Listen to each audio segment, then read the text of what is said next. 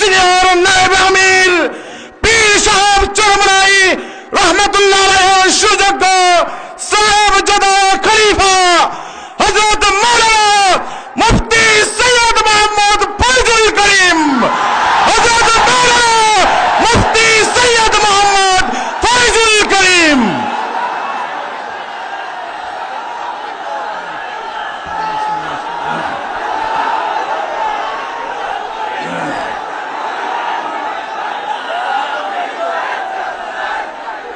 আসসালামু আলাইকুম ওয়া রাহমাতুল্লাহি ওয়া বারাকাতুহু।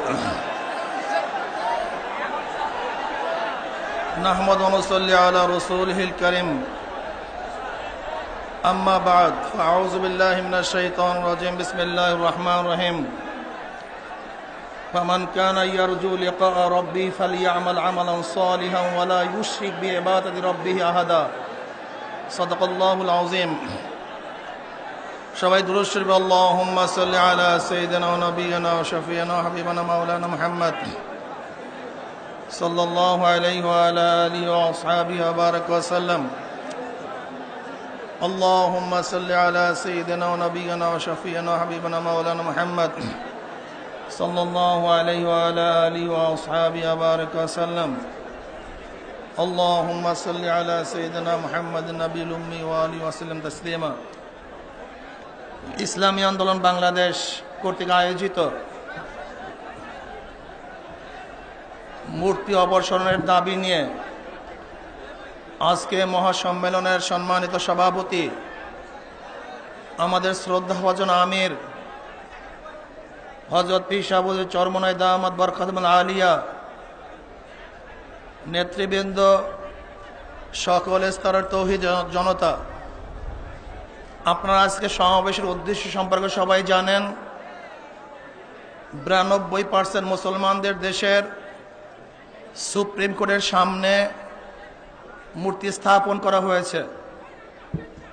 আমি প্রধান বিচারপতি মাননীয় এস.কে. সিনহা সাহেবকে বলতে চাই,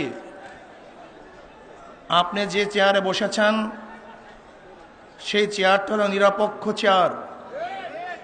যে কোনো ধর্মের লোক, যে কোনো দলের লোক আপনার কাছে যাবে, আপনি নিরপেক্ষ বিচার করবেন।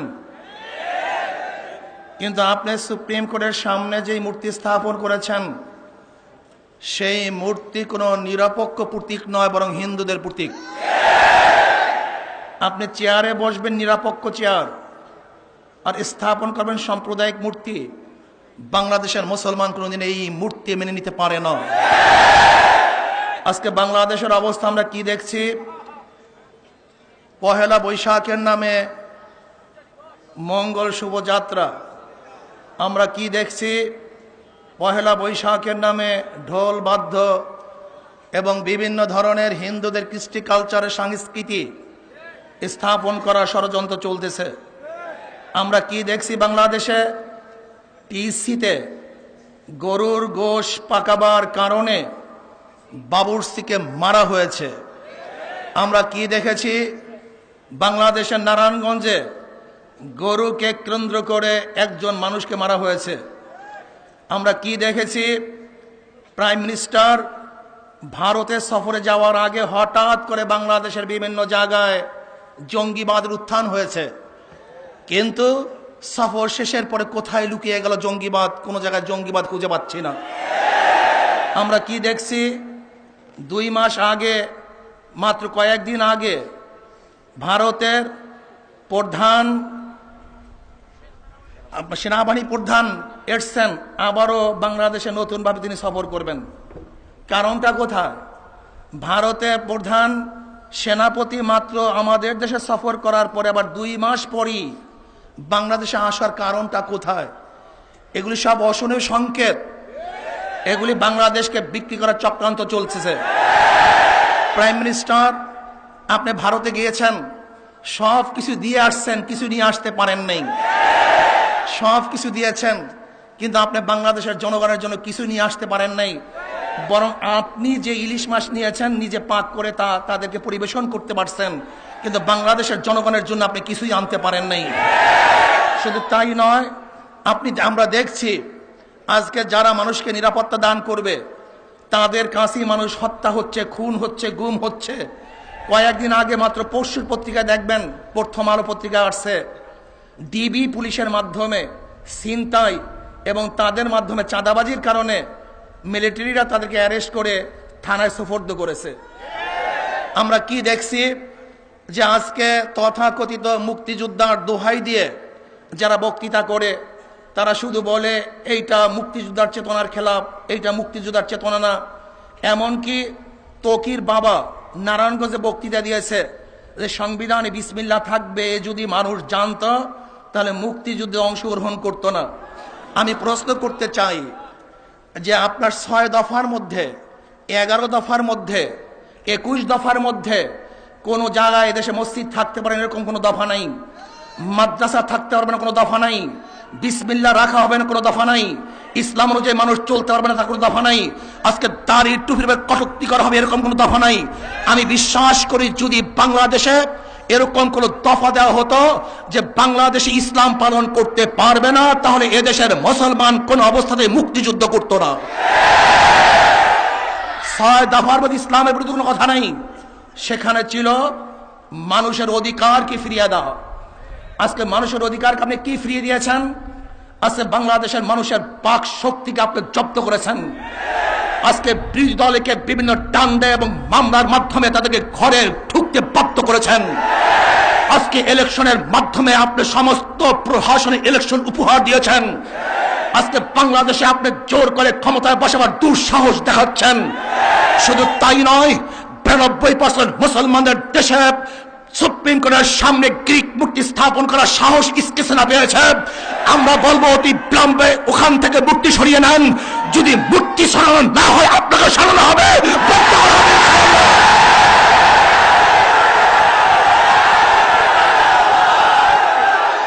ভাইয়ারা আমার, বাদল সাহেব, জাসদের বাদল সাহেব, আপনি ওলামায়ে কেরামদেরকে গালি দিয়েছেন, সর্বনিম্ন গালি দিয়েছেন, অথচ আপনাদের ভোটের হাড়ি তো সব সময় ফাঁকা থাকে।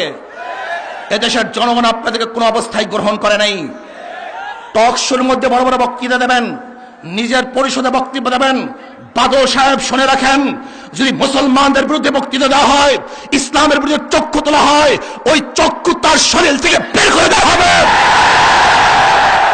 যদি ইসলামের উপর আঙ্গুল উঁচা করা হয়, বাংলাদেশের জনগণ আঙ্গুলকে ভেঙে দিবে। যদি বাংলাদেশের জনগণের উপরে হাত তোলা হয়, হাতকে ছিন্ন ভিন্ন করে ফেলবে। যদি ইসলামের বিরুদ্ধে কোনো কটূক্তিমূলক কথা বলা হয়, তাহলে বাংলাদেশের জনগণ জিহ্বা টিরে ছিঁড়ে ফেলবে ইনশাআল্লাহ। আমি প্রধান বিচারপতিকে বলতে চাই, আপনি কতদিনের মধ্যে ওখান থেকে মূর্তি অপসারণ করবেন, এইটা বাংলাদেশের জনগণ জানতে চায়।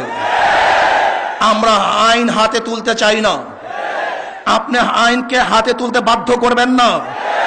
জনগণের কারণেই আইন, আইনের কারণে জনগণ না। আইন জনগণ নির্ধারণ করে, আইন জনগণ নির্ধারণ করে, আইন অনুযায়ী জনগণ চলে। কিন্তু জনগণ ইচ্ছা করলে সেই আইন পরিবর্তন করে ভিন্ন আইনও নির্ধারণ করতে পারে। যদি বাংলাদেশের জনগণকে আইনকে হাতে তুলতে বাধ্য করেন, টেকনাফ থেকে তেঁতুলিয়া পর্যন্ত মুসলমানদের এমন জোয়ার সৃষ্টি হবে, যেই জোয়ারে ইসলাম ভেসে যাবে, মূর্তি ভেসে যাবে ইনশাআল্লাহ। ভাইরা আমার, আমি প্রধান বিচারপতিকে বলতে চাই, আপনি সুযোগ পেয়েই হিন্দুদের মূর্তি স্থাপন করবেন আর আপনি আইনের ভয় দেখাবেন। আইনের ভয় কি দেখাবেন? আপনার কাছে ফাঁসির আইন আছে আর আমাদের কাছে গলা আছে। 1000 বার আপনি ফাঁসির কাছে ঝুলাতে পারেন, কিন্তু আমাদের ঈমানকে আমরা বিক্রি করব না। আমরা মাথা নত করব না, শিরকে কোনোদিন নত করব না। এই শির উঁচা থাকবে, থাকবে ইনশাআল্লাহ। বাংলাদেশের বুকে মুক্তি রাখতে দেওয়া হবে না, হবে না, হবে না, এইটাই সিদ্ধান্ত থাকবে। আমি শেষ পর্যন্ত ওলামায়ে কেরামদেরকে বলতে চাই, সরকার কওমি মাদ্রাসার স্বীকৃতি দিয়েছে, ধন্যবাদ জ্ঞাপন করছি, কিন্তু খবরদার, শুধু বাংলাদেশের কওমি মাদ্রাসার স্বীকৃতি এটা আমাদের অনুগ্রহ নয়, এটা আমাদের অধিকার। যেহেতু সে আমাদের অধিকার ফিরিয়ে দিয়েছে, ধন্যবাদ জ্ঞাপন করছি, কিন্তু খবরদার ওলামায়ে কেরাম, কোন অবস্থাতেই এই সামান্য অধিকার রক্ষা করতে গিয়ে ইসলামকে যেন বিকানো না হয়, এই দিকেও সচেতন থাকা চাই। আল্লাহ পাক আমাদের সবাইকে আগামী ডাকে সাড়া দিয়ে মূর্তি অবসানের বিরুদ্ধে আন্দোলনকে সব সময় চাঙ্গা রাখার তৌফিক আল্লাহ পাক সবাই দান করেন। যখনই যেই সময় ডাকা হবে সবাই রাজি আছেন ইনশাআল্লাহ? আমরা জীবন দেব, আমরা রক্ত দেব, আমরা শ্রম দেব, আমরা সময় দেব, গোটা বাংলাদেশ অবরোধ করবো, সব বন্ধ করে দেব ইনশাআল্লাহ। মুক্ত অবসর হবেই হবে, হবেই হবে, হবেই হবে। নাসরুম মিনাল্লাহি ওয়া ফাতহুন কারীব। আবাশশিরিল মুমিনিন।